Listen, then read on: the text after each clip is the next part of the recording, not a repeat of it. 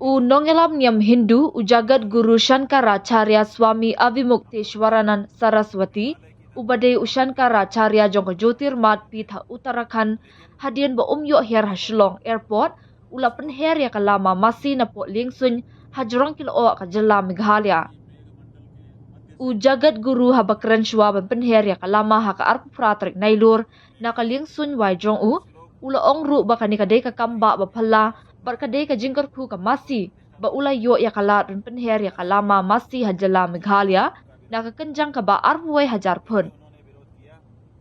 Haka juk kapor ula ay kublay ya ka sorkar Meghalaya bat upat ba bat watla yo penher ya kalama masi nakakendo ulay yo bat ban penher na sun.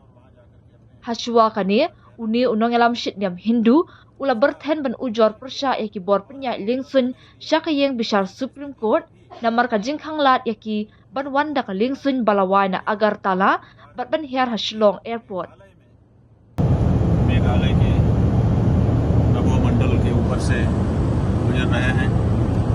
मेघों के बीच से ये मेघों को दिखा दीजिए, ये देखिए zoom करके दिखाइए, ये मेघों का मंडल है। इसी मेघ मंडल के मध्य से इस समय हम लोग गुजर रहे हैं और मेघालय के आकाश में मेघालय के मेघों के बीच में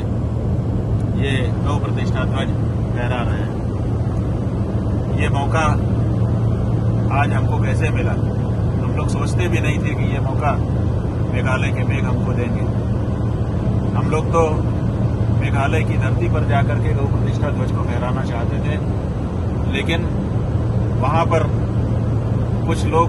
विरोध के लिए आ गए कि नहीं, आप यहाँ नहीं आ सकते और आकर के गौ प्रतिष्ठा ध्वज को नहीं फहरा सकते। हालांकि ये उचित नहीं था उनका विरोध, लेकिन फिर भी उन्होंने विरोध किया और वहाँ की सरकार ने भी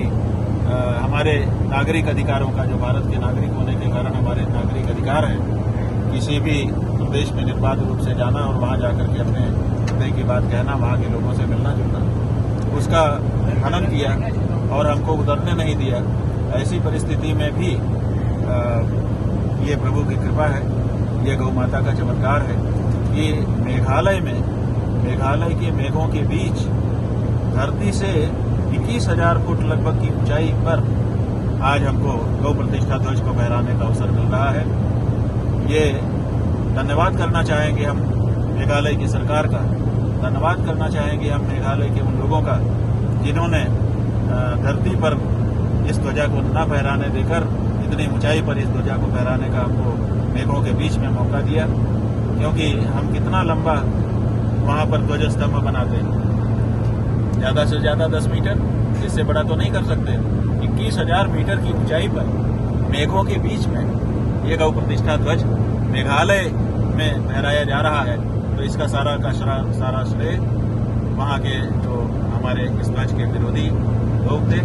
और वहाँ की जो सरकार थी उनको जाता है। इसलिए हम इस अवसर पर उन सबका अभिनंदन करना चाहते हैं और कहना चाहते हैं कि हमको रोकिए मत, हम अपनी बात कहना चाहते हैं, बड़े प्रेम से आपके बीच में आकर के कहना चाहते हैं, हमको आने दीजिए और हमारी बात सुनिए, अपनी बात भी सुनाइए और हम लोग मिल करके कोई रास्ता निकालें ताकि ये जो खाई हम लोगों के बीच में खुदी हुई है ये समाप्त हो